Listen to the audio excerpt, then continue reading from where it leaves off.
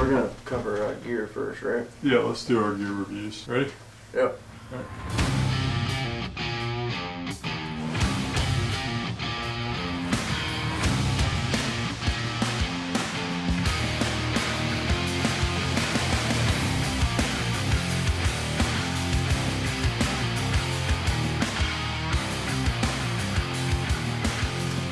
All right, welcome back to the show, the Hard Luck Outdoorsman podcast. I'm your host, Eric Olson. I'm the other host, Cody Tart. We're really looking forward to our episode today. Oh yeah, absolutely. We're going to cover a lot of stuff about gear, what we've used over the years, what we use now, past experiences type of deal. And as you can see, if you're watching the YouTube format, it looks like a bomb went off pretty much. Yeah, try and pack all of, not even all of our deer hunting gear, but just kind of a basic overview of our everyday use items. Right. And we're just going to give you the hard and fast on what we got going on with them. We have no sponsors, no alliances, so we're just going to shoot y'all straight, let y'all know what we think about what we're using, what works, what doesn't, maybe give them a grade, and I like that. We'll post, what do you think, can we post links to some of our gear where they can find it online in the description, and maybe our review, 6.5 out of 10, 7 out of 10, yeah, we can do something that. like that. Throw it in the description, you mean? Yeah, Okay. throw it in the description, that way people can see it. I like that. And Okay. Again, like I said, if you're watching the video format of this, we're kind of go more on the bow hunting side of it, especially for deer. Yep. We don't got any 30-06s or any of that going on this episode, at least. But you want to start it out with so we can get off the table our saddle setups. Yeah. Let's jump in on the saddle setups. We so our base system is the same, but we do run it differently. A little different. So you want to jump in on yours first, and then I'll kind of cover mine. Yeah, sure. So since I got up on the table, we got the same saddle. It's a tethered Predator Phantom. Yeah, tethered Phantom. That's right. Tethered Phantom, and I've had it for about probably 3 or 4 years now. You got it a little bit before me. So around the same time testing. It's a great saddle. Obviously, all saddles are different, like any gear. And if you don't have the adjustments right on the ropes and all that, it's gonna hurt. So doing your research on hip pinch is something that definitely got me. I know you talk about that a lot. Yeah. If you do your research and figure out exactly, or not even research, just put it in the field and seeing what feels the best, what height the tether goes, and play with it, stuff like that. So anyways, I'll jump into my setup. And we also got the same platform. That is the Predator platform. Yes, it is the tethered Predator platform. They make an XL version, which I think is an additional 2 inches on both sides, or inch or something. Yeah. But we both went with the standard edition, and I've got rather large feet. I wear a size 13 shoe, so I'll kind of, once we get to that point, I'll kind of cover size-wise and comfortability and everything. Right. Yeah, and yep, like you said, we got the same size going on, and I put cell strips on it. It actually came with this thing. It's attached to my saddle. You might be able to see that, but it came with that cell strip system. So basically, you just cut it in on the whatever you want to call that thing that goes up against the tree, and it makes it pretty quiet. But not everything's quiet unless you cover the whole thing. But I guess we'll stay on the topic of the platform we got here, and you can't really see it much on mine, but if you show your strap, remember when we were hunting on public land that one day? Yep. And this is kind of a DIY type of deal, definitely a DIY type of deal. Yeah. It's a piece of paracord attached to the loop of your saddle platform, and basically it's for those bigger trees. To get around, and man, what were we in that? It wasn't an oak. It was a maybe a sweet gum or something, but it was huge, gigantic, and we were both trying to get in it, and we did. But the only way we were able to do that is to put a piece of paracord that we did at the bottom of the tree on yours. Yeah. Oh yeah. But But anyway, so I one stick saddle hunt. So basically, I got 30 foot of rope on my right side, and I'll basically, this will be my tether all the way up, and I'll have one stick, which is somewhere in here. It's right there. You want me to try and grab that? Yeah, if you don't mind, if you can. If not, it's not a big deal.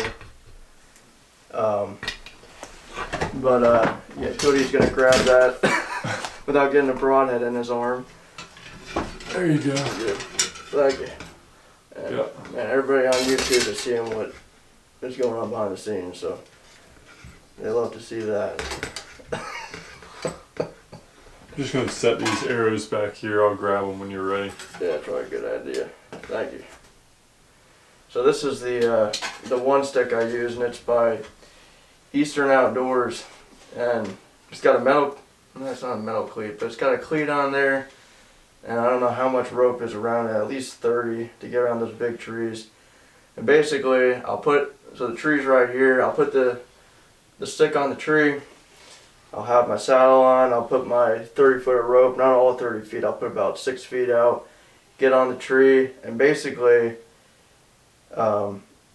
there's this thing called a Mad Rock safeguard, and I think guys like Navy SEALs, I don't know if Navy SEALs use it, but I know for their training they use it to teach how to rappel. And I'll get that open just for video purposes, but basically you get up there, and once you get to where you want to move your stick, you're basically hanging on the side of the tree. And Cody's seen me do this. And it's good for bringing in like the least amount of gear, I would say, but as far as like easily getting up a tree, it ain't it. But I've learned to enjoy it because it's a lot more minimal, and that's how hunting's going nowadays, I believe, right? Sure. It's not everybody's cup of tea, as you can probably tell, but anyways, you throw it around there, and then I'll get my feet, I'll bring this thing up, and I'll just rip it out of the cleat here, and then I have the stick away from the tree. So this whole thing, I'll just go like this. It's around the tree, and I pull it up, and then I put it up above me while I'm hanging on the tree, and then I'll climb my way up. And not to mention, just to make more of a mess here, I've got this deal going on here. So this is, some people call them stirrups. I don't know I'm blanking on the actual name of it, but it's basically a little ladder. So this doubles as almost 2 sticks, and I'll put my foot in here, and basically you want to have your foot right in the middle of this thing or you're going down, type of deal. And it's happened quite a few times to me. I've caught myself, luckily I'm still here today. But yeah, so I'll get up there, and then I'll just repeat the process. Whenever I get to the height I want to hunt, then I'll just leave the stick there, put my platform up, and then at the end of the night, this guy comes out, and I'll rappel down the tree, and bow goes down, everything goes down, and then you just pull the whole thing down, and it's almost like a climbing type of deal, if you can think of it like that way, like a climber. There's no sticks or anything. Fair enough. But yeah, that's what I've been doing with the saddle. But we may change to a 4-stick deal like you do, because yeah, so you get in some hairy situations. But anyways, that's it. Yeah, so I'm running a little bit different system. I'm running the tethered Skeletor sticks.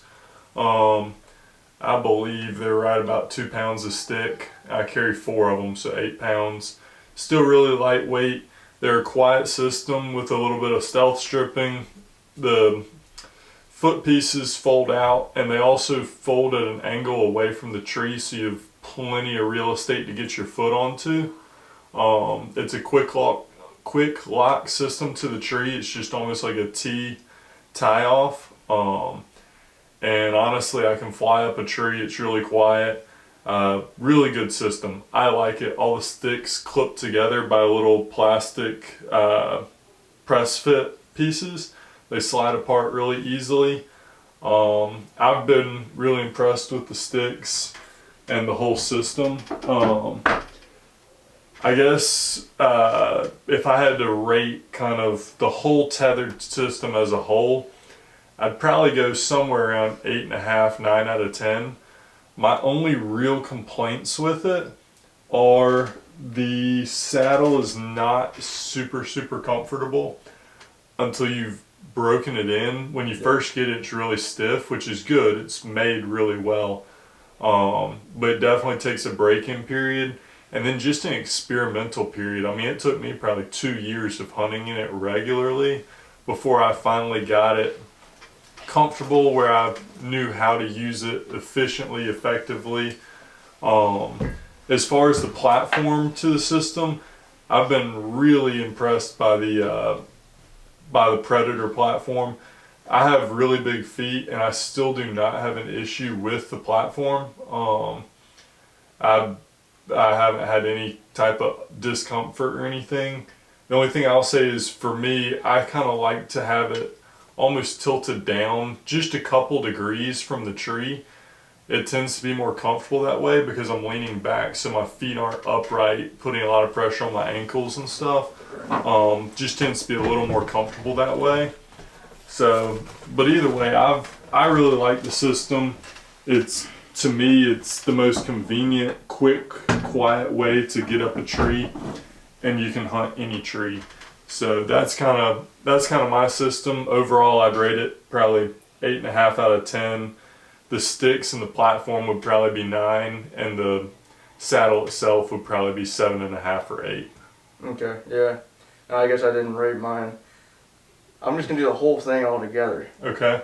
We're gonna go with a since I got the one stick deal going on, we'll go with a 7. A 7. How would you rate for difficulty? How would you rate just the one stick system without the saddle and platform? That'll probably be about.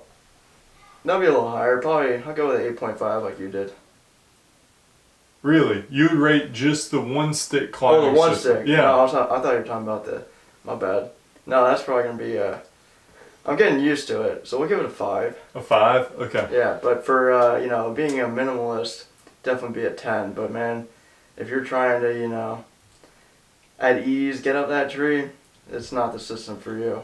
So I feel like at the end of each of these little segments, after we do our ratings, let's talk about what we plan to keep the same or change next year, really briefly, just 30-second rundown. So as far as your saddle, platform, climbing system, do you plan to make any changes next year? And in 30 seconds, what would they be?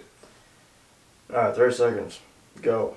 So I'll probably make it more quiet. Yeah. Put more cell strips on there. That's the simple thing. And I probably will get more sticks. Okay. To be honest. Yeah. I probably will. It's just not as enjoyable. Like I brought my climber in multiple times just because of trying to climb that tree, but yeah, that's pretty much it. Okay. Yeah, I think the only thing I'm gonna change next year is I'm gonna try and add aiders to my bottom stick. That's the word. Yeah. Where I hunt a lot of swamp. Yeah. And when I'm out in the water, a lot of the tree bases are huge. Yeah, true. And I can't get the stick on properly. I have to put it up high, and it's not easy to get up into. So I think next year I'm gonna add an aider to my bottom stick. Yeah. That gives me an extra foot and a half, and a foothold. But otherwise, I don't think I'm really going to change much. Obviously, a little more stealth stripping, quiet everything down some, and just keep practicing with it. But no, I've been impressed with it. Yeah, those swamp trees, you need to get a big old strap around those things. Yeah, exactly. Trees, right? But yeah, I mean, even the more height you can go with anything, I think is an advantage, especially late season when you got no leaves on the tree. You got to go up higher than you normally would. Oh yeah. In the early season. Yeah. Yeah, right on. And I forgot to mention, these are a lifesaver personally. These are made by Latitude Outdoors knee pads, and you can see I get a lot of use out of them with that dirt caked in there. But as far as being more comfortable, I like to lean against a tree with my knees, and if I don't got these, especially one sticking, man, I'm gonna look black and blue forever. But yeah, that's it. One sticking. Don't you wanna do it? Get yourself a one stick after I gave that. I'll stick to my system. Your explanation, I still have no idea how to get up a tree. Hey, we'll do it next year. We'll switch our setups, right? Yeah, I'm good. What do you want to jump into next? You want to touch on trail cams or? Let's do trail cams. Kind of the technology side of it. Yeah. So trail cameras, gotta love them, gotta hate them. Oh yeah. So what all did you run this year, Eric? So I ran that stealth cam that's over there, and unfortunately, I like to be honest with everybody. It crapped out on me, and it was on its way out. So I did the stealth cam. I did I ran the covert, and that's a phenomenal camera. I think we can both agree on that. Yeah. I used that camera for, I want to say three or 4 years, maybe 4 or 5, and never had a problem. So I'll definitely get more of them. And you kind of convinced me to get the old Tacticam cell cam. I've never had one before, and my father-in-law, he's ahead of the game on me, right? Yeah. And I'm like, I can't get left in the dust here. So, we got that running. Definitely throughout the off season and then next year. Yeah. But yeah, that's what I got. I think so. I actually also run the cheap stealth cams that you can get in a 2-pack for like $100. I really like them. I'm on my 3rd or 4th year with them, and I'm impressed. I haven't had any issues. The only thing that drives me nuts is I can't figure out how to change the motion sensitivity. So if there's anything in front of that camera, it's going to take a million pictures. That's what eventually killed that one. Oh, really? Bunch of blinks. That's all I ever got. So I've just learned whenever I use it, if I put it on like a field edge in the summer, I'll bring a weed eater and I'll weed eat all the like field edge grass and then spray it with Roundup so I'm not getting all the blank pictures. And then in the woods, I always tote the machete and I make sure there's no briars or limbs or anything that's going to set it off. So I'm careful, but I do like the camera. The picture quality is okay. Mm-hmm. And I haven't had any issues with them. Battery life is fantastic. They're my camera I can leave out there for a year. How old do you think that one is? This one here is 4 years old. Okay. And it's still, I just took it off a tree like 2 weeks ago. See, I think that's the difference between mine and yours is I don't know how old that thing is. I think I had that when I had a cutty back. Oh, that's way old then. So it's old. So I can't really speak on that, really. I mean, that makes sense. But I had the same thing with my cell cam, and you're making me laugh here because I had to do the same thing. Yeah. Like you had to clear the whole area. Yeah, you've got to clear the area. You're going to get some Boone and Crockett leaves on there. Yeah, exactly. That's it. But I have jumped on the Tacticam train. This is Eric's Tacticam. Mine's currently on a tree, supposedly scouting for ducks for me right now. It's just taking pictures of ice. I am torn on the Tacticams. The battery life is absolute garbage. Yeah, I hate the battery life on them. That's why I bought it. Yep. If you really like spending $20 in batteries every 2 to 4 weeks, it is the camera for you. Now, something I haven't tried yet that I'm currently in the testing phase on is buying their rechargeable lithium battery cartridges, and that has lasted me almost a month, taking a lot of pictures. So I have been impressed by the lithium cartridge. And then I also got a solar panel, and I know some guys that ran solar panels this year and never had to change a battery, even in the woods. So I could change my mind on that, but I've also had some issues of just funky pictures. Heaven forbid you have to send it an update, it'll pretty much just shut down till you bring it out of the woods. But as far as camera quality, the quality of the pictures is fantastic. I mean, I've sent Eric pictures of some ducks on the water, Yeah. And it's literally like you were in there with your DSLR taking a picture. It's really, really good. I do think it misses a lot, though. That's one issue I have with it. I've sat there and watched deer in front of a Tacticam and then checked, and it's not taking pictures. My estimate, and based on talking with some other guys, is that the Tacticam is only picking up between 40 and 60% of what's actually taking place in front of it. And I'm not sure why that is, but that's great. It's a good tool to have, not good to build your whole season around. I definitely wouldn't avoid going to a spot because you're not getting pictures. But either way, if I had to go ahead. So yeah, sorry. Knowing nothing really about cell cams or Tacticams, what's the delays you can put on them? Do you think that factors into why? I run a 5-second delay, but I know people with so pretty much at my hunting club, everybody runs Tacticams. Yeah. And it's a pretty common issue. I mean, we have guys that run 0 delay. Oh, they still have the same issue? It's just continuous, and they're having the same issues. Crap. So it is a really helpful tool to monitor an area. It is not a good tool if you're building your whole season around what you're getting pictures of. I hear you. So if I had to do a rating, I've tried 4 or 5 different brands of cell cam. Tacticam is probably the best of the ones I've tried, be it Spy Point or Moultrie. God, that was a disaster. Stealth Cam made one that we tried, and then there was like a Hunt Smart.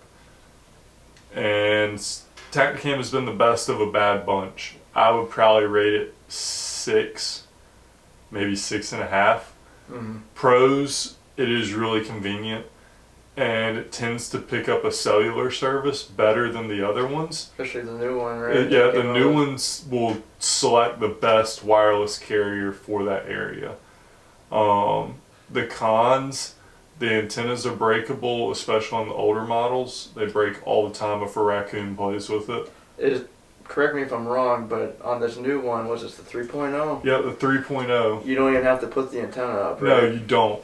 Not unless you're really struggling to get a signal. You can keep the antenna down. It clips in with a little metal or rubber bracket. Yeah. That's a good system. Okay. So they are making improvements on known issues, but they still have just a few too many kinks to work out for me to give it like an 8 or a 9 rating. I hear you. So. And throughout with the battery experiment you're doing, I'm doing the same thing as you're doing, because you said, batteries aren't good, they eat them like nobody's business. I'm doing the same thing with the solar panel and the lithium. So we'll see. I could be adjusting my rating, kind of like with the saddles. What are we changing for this year? That's what I'm changing. I'm switching to a solar panel lithium battery cartridge system, and hopefully I've got better results to talk about next time we do a gear review. Oh yeah, sweet. What is your review on Stealth Cam real quick? Stealth Cam, I'd probably go 6.5. Okay, you don't want to hear mine. I will agree with you on Covert though. Covert, very nice cameras. What do you think? I'll probably go 7.5. I was gonna be more generous. I was Really? giving it 9.5. 9.5. Wow. Okay. Some cameras I really dislike, and the other ones, they just make me feel a lot. They're the good ones. They're a lot more appreciative. Gotcha. Appreciated. Fair enough. So yeah, we'll give it a 9.5. The only reason why we're taking off a half is because this one didn't last forever. Well. But it lasted a very long time. But that's my rating for that. And since we're on the technology, real quick, and we said we're not going to be filming our hunts, this is, I've used not very often in the field, and I guess I could have gotten my muddy one out that I filmed most of our, Cruising Whitetail series? Yeah. But this is the satellite 4th arrow camera arm, and man, it is light, and it's very minimal. Can I try that? I've never even held one. Oh, the heaviest part of it is that fluid head, yeah, which I need for that DSLR sitting up there. But basically, it's somewhere in here. It sits on a little bracket you put around the tree, and it's kind of friction held on that bracket. Huh. And a little level goes in there. It's only a 2nd degree level. It doesn't do all the pivots. Okay. But I'm happy with it as far as weight goes. It is pretty expensive, but I was like, it was like reason kind of why we're going to the podcast side is we don't really want to, we thought that filming our hunt, right, kind of takes away from the hunt itself. Yeah. I was like, well, let's see if we can try something that's a little lighter. And it's not going to be crazy like I'm doing interviews or anything, but for like shot placement, which we'll probably talk about with the broadheads next, shot placement videos, which we have a couple of, I might just take some videos of that, just if I'm hunting corn or something easy. Yeah. Or I'm over your shoulder type of deal, I'll bring the thing, but yeah, so I think that's the technology part of hunting kind of summed up. Do you want to really quick, in like 5 minutes, touch on pest control? Yeah. Yeah, that's your specialty, so you take it away. Okay. So, if any of you guys hunt the South or really anywhere with warm weather and water, you know that bugs are a major issue. So, I'm here to talk about Sawyer's permethrin, which is a tick treatment for your clothes. That's a big can. I've got like 7 of them at home. I'm not surprised. I am the biggest proponent of permethrin. Yep. I, in turkey season, crawl all through the woods. I'm on my hands and knees. I belly crawl across fields. During early season, bow season, I'm tracking with the dog in all manner of cutovers, tall grass, fields, all the main spots you get ticks. I treat all of my clothes in permethrin, and this year, take a guess at the number of ticks I got.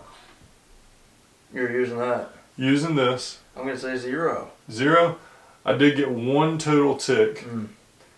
And it was the day I was wearing short sleeves and I had them on my forearm. That was the only tick I got all year long. You just picked them off. Yeah, just picked them off. That's good. Cannot say enough positive about permethrin. I spray my socks, my shoes, my pants, my shirt, my jacket, everything. I did the same thing. And can't say enough positive about it. Fantastic product. 10 out of 10.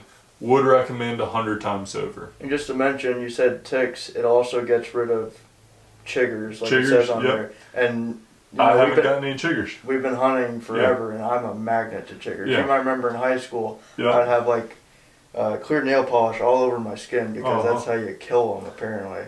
And I look like I got chicken pox or something. But I mean, permethrin, like Cody said, it is the real deal. Yeah. Guys in the Army use them.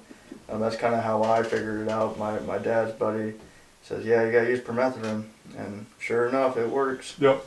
So would you agree with my 10 out of 10 rating? Yeah. Okay. I'm with you. What is this going to be, an 11 out of 10? No. So next up is the Thermacell. This used to be my pride and joy, my go-to.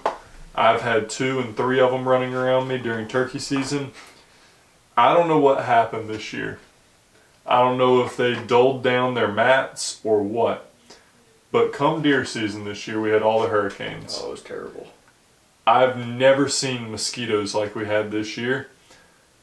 I'm pretty sure they were drinking the smoke out of the Thermacell and then inserting it into me when they bit me. Because I was walking out of stands an hour to shooting light because I was so eaten up by mosquitoes I could not get through the sit. Normally, pre this deer season, my Thermacell rating would have been 10 out of 10. Actually, 9 out of 10 because of cost. But after this year, I'm going to go maybe 6 out of 10. Still would carry it every time, but it's not all that I thought it was. So what's your take on the old Thermacell? Oh yeah, I'm with you. I mean, I'm not. Quick story. Cody loves these things, and for good reason. But man, I have one. He like you said, he runs 3, and for just to show you how much Cody loves these things, for his birthday, I don't know how long ago, I got you a thermos. It must have been 4 or 5 years. It's been a while. It has been a while. Yeah. And you said you still got it. Yeah, I still have it, still wear it. Yeah, but that said, no, I like Thermacells.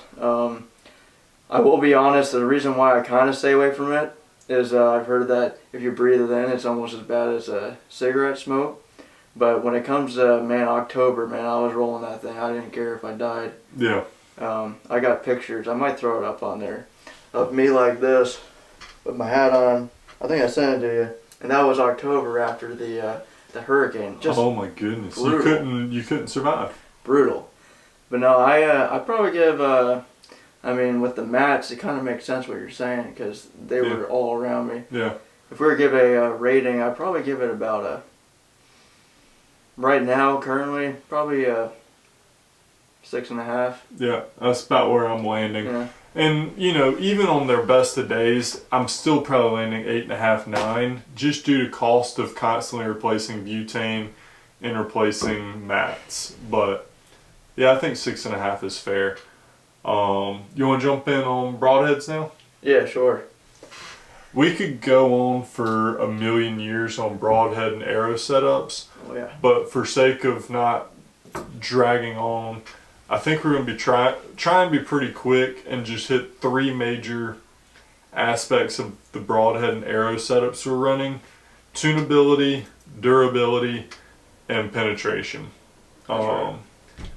You know, not all things are created equal, not all situations are created equal, but I think that covers the 3 main bases. Yep. And then we can do I think maybe like July, August, do a full episode on arrow setups and broadhead setups. I like it. Okay. Yep. Fair enough. You want to go first? Yeah, sure. So, just to give you a brief rundown, my setup, I'm shooting a Magnus Stinger 4-blade, and basically you take these little bleeder blades out here, and it's a single bevel. But I like the bleeder blades, and usually Cabela's Bass Pro's got them in stock, so that's what I roll with. And I've shot 3 deer, 4 deer with them, and every time it's a pass through. The buck I shot through this year went through the opposite shoulder, just straight through like butter. And I've always been a firm believer in fixed blades, and we can get all into those stories later on. But fixed blades, it's just if you're hitting bone, you don't have to. You want to stay away from that shoulder always if you can, but you don't have to worry as much because it will shoot through there if it's a sharp, good broadhead. But yep, it's 100 grain, and I pair it with a 50 grain brass insert that you can see on the video there, on an RIP TKO Victory arrow, and I'm shooting a 350 spine. But yeah, so that's my setup there, and I love it. I used to shoot Beeman ICS Hunters, which is now owned by Easton, I believe. But that's what I used to shoot out of the old PSE 500. This thing doesn't even have an insert in it now. I shot a couple squirrels with it or something dumb. But yeah, that's that. And then this is the other one. This is a 400. And I believe it, this one guy, it might have been Steven, who sold it to me. Beemans that are made by Easton now, man, you can shoot a bear with it. You can shoot through anything with it. And I believe it. It's just something about how they designed it. And I love them. And if I didn't switch over to that Matthews, I'd still be shooting them. But I like the Victory too. That being said, broadheads, we got a, what is this? What did I say this was? I don't shoot them, my wife does. So I apologize for not having off the head. So this is a Dead Ringer Butcher. And it's basically, Cody was like, that's a Magnus before we started. And it's basically the same profile, just a little slimmer. You can kind of see that on the video. And Ted Nugent shoots them. It's kind of the same deal, like I said, with the bleeder blade. But my wife shot a pretty good deer with that head there. And then I got a whole bunch of stuff in here, and I'll just nail it out real quick. But this is a Thunderhead. My dad shot these forever. Old, but they work. And then we got the Whack'ems. We got one blade in there. And then Wasp Drones, if I can find it. This is just a disaster if you're watching this, but let's see if we can find a full one. Wasp drone, and they still make these heads. Just a great head, and it's a replacement blades. So you can buy the blades. You can't really sharpen them very well. Basically, I'll be honest, and you can kind of see the damage there. When you shoot through a deer, you're gonna have to get new blades on there, and sometimes it breaks the collars. But great broadhead, and the trend is definitely fixed. That's what I like to do. I think that's what you like to do as well. Yep. What you like to roll with. Yeah. Have a couple horror stories with expandables. My dad shot 1,000,000 deer with rage expandables, and he did all right. But he also has, a story as well, as if you hit that bone, it's not going to go through them like these fixed blades. But yeah, that's my setup. As far as tunability, tune well out of your bow, or Easy. easy? Awesome. There's such a small profile. It's Yeah. almost like a field point when you're shooting it. Okay. And That's then durability, hold up well after you shoot a deer. Use it over and over. Yep. Especially these Magnuses. And Magnus, their warranty is if it gets bent or any damage to it, you send it back and you get a free one. Awesome. So that's how confident they are in it. Yeah, that's good to know. So Works. as far as just the Magnus, because that's what you're currently using, That's right. score it out of 10?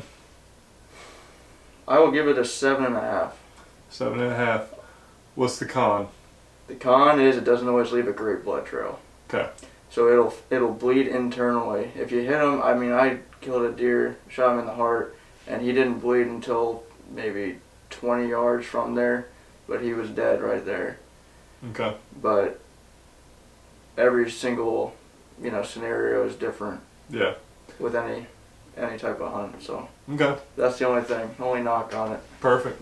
I'm gonna jump in. So I've been shooting a Slick Trick SS3 on the end of a Victory Extortion 300 spine with a 50 grain insert outsert. I think my total weight setup is right at like 560 grains. So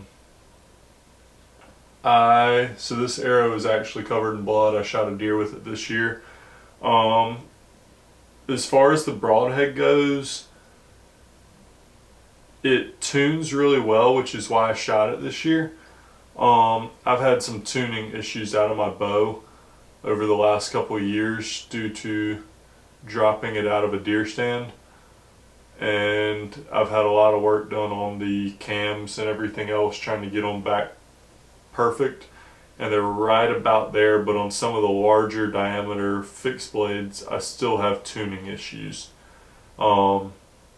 This broadhead arrow setup tuned really well out to 50 yards, which is all I shoot broadheads out to. I won't shoot a deer past 35, but I practice at 50 with my broadheads, and they tune really well. Nice consistent patterns. I will not use the broadhead again. It's Chinese steel. They're made in China. I used to really like Slick Trick broadheads. I've shot them for the last several years. But what I found with these SS3s is they don't resharpen well. They kind of ding and blunt and chip every time they hit a rock or anything on the other side of a deer. Now, as far as penetration goes, very, very good. Deer I shot this year, they blew right through. I actually clipped the spine as well, and it didn't even slow it down. It was 30 yards behind the deer. Yeah. I was shooting out of a ground blind, that's why it went so far past the deer, but it blew right through. Didn't have any issue. So you shot that 8-point with? Yeah. Your dad? Okay. Yeah. The blood it left was absolutely ridiculous. My buddy Paul also shoots them. He shot a doe quartering 2 and exited guts, and she didn't bleed a single drop past the impact point. So obviously all situations are different. If you hit lungs, they're going to bleed. But I did get some deflection out of it. When it hit the ribs, it deflected up. That's how I caught spine. I don't really care for that. I'd rather my broadhead just break the rib and go straight through. So I won't be using them next year. I'd give them an overall rating of probably 5.5 or 6.5. Certainly a good broadhead to go kill a deer. But as far as just overall, like, well-made, lasts forever, they're not it. Now, the Victory Extortion Arrow, super impressed with. Have absolutely no complaints. Now, for next year, I plan to try Annihilator broadheads. I wanted to try them this year, and they were sold out when I went to go buy them. And I'll also be switching to 125 grain broadheads. But I've shot the Annihilators. My brother has a set, and they tuned absolutely excellent out of my bow. I was so impressed.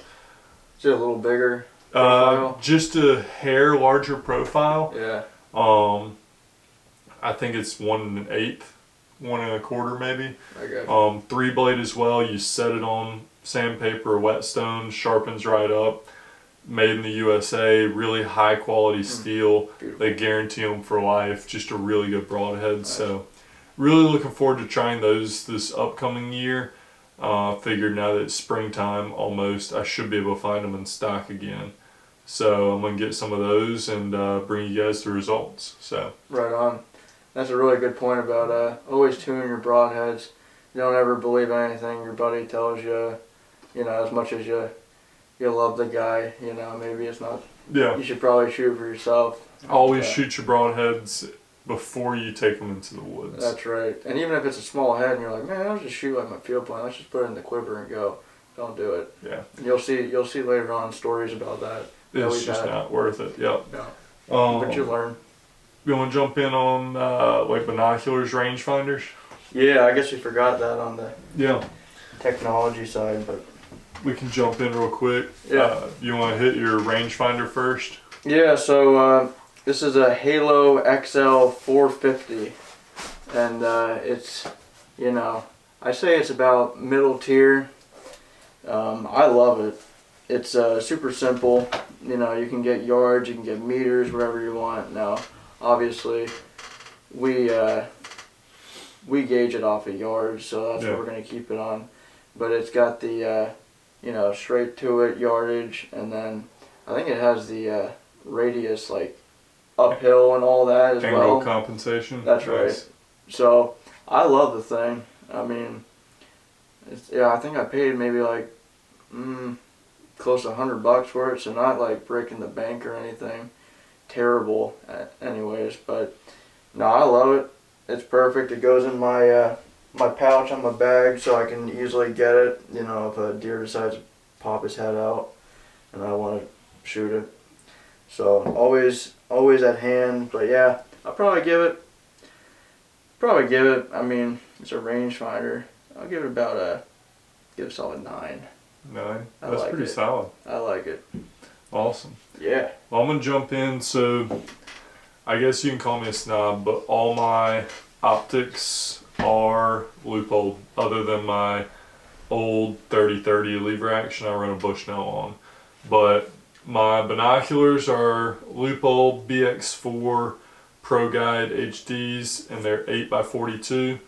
Love them to death. You can't hurt them. And the thing about loophole is they're guaranteed for life, unlimited lifetime warranty. My last set of binoculars, so the way I actually got these BX4s was my last set of binoculars, which was a significantly less expensive pair of loopholes, snapped in half. I remember that.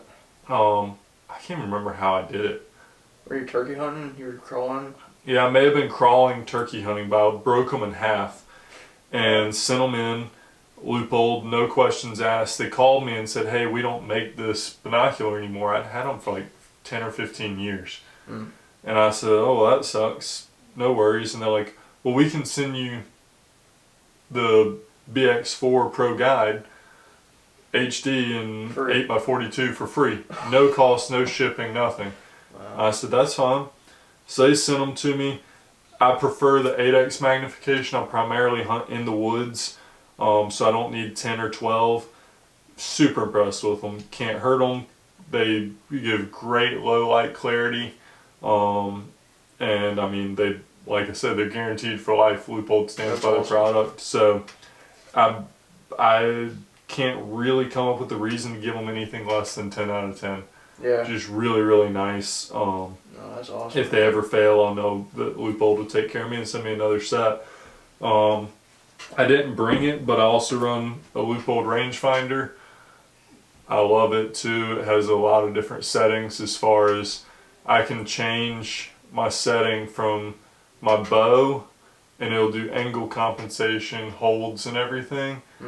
But it also has like 250 rifle cartridge, different powder grains, different grains, all loaded into it. So I can set the different, like my wife shoots a 6.5 Creedmoor.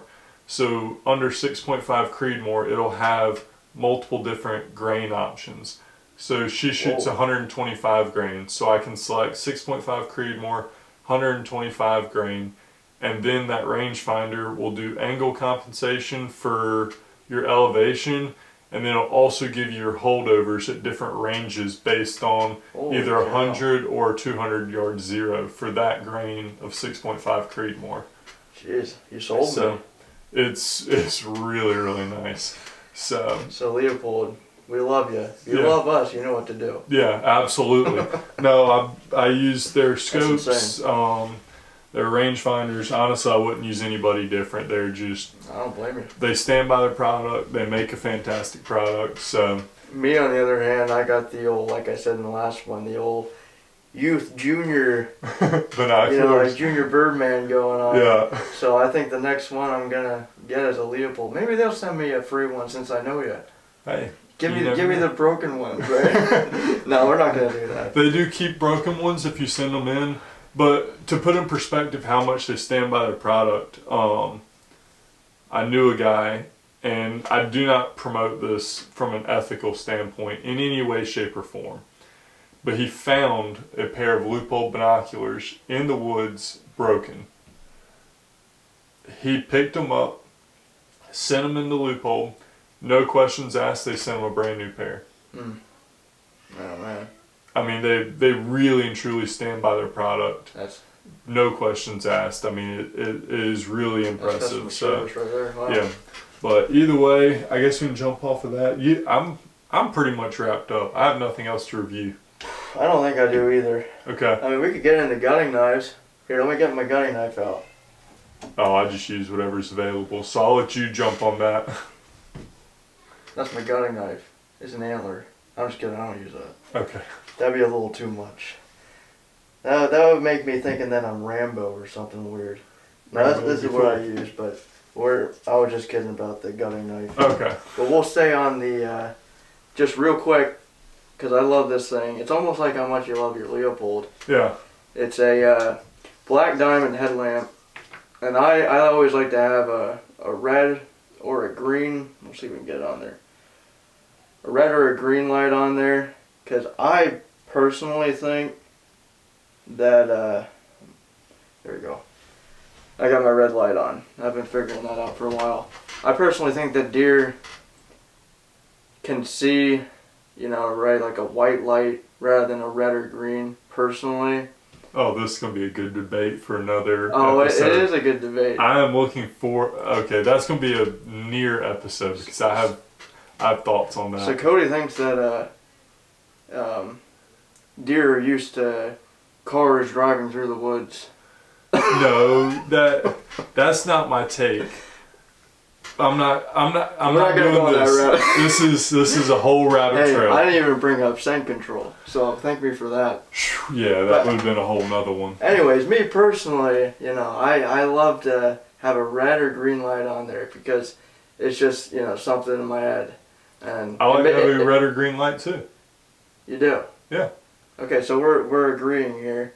I don't use it, but I like to have it. Exactly. He has it. So there you go. He just confessed. He loves the red and green light. Right? Yeah, sure. Right. I like to have them on there. That's another episode. Anyways, I love this thing. The reason why I love it is you can recharge it. It's not that those friggin' AAA's that get corroded every month. You put them in there, then you go buy another $80 headlamp. I got this up in Maine. Kittery Trading Post, if any of our Northeastern listeners are watching. Best place on earth. Highly recommend. But yeah, Black Diamond, rechargeable. It doesn't have to be Black Diamond. That's the only one I got. Any rechargeable, I think is you get an advantage with, especially how much we hunt. Yeah. You just throw it in the wall and you're good. I switched to one recently. It's a Browning. I don't know the model or anything, but I switched to a Browning rechargeable. Yeah. It's really nice. Especially you. I mean, when you're done hunting, you're going out to track with Oliver. That's why I switched to it, and really good headlamp. They are a little pricey. Yeah. They are. But Worth it. They're definitely worth it. So I think that about wraps it up.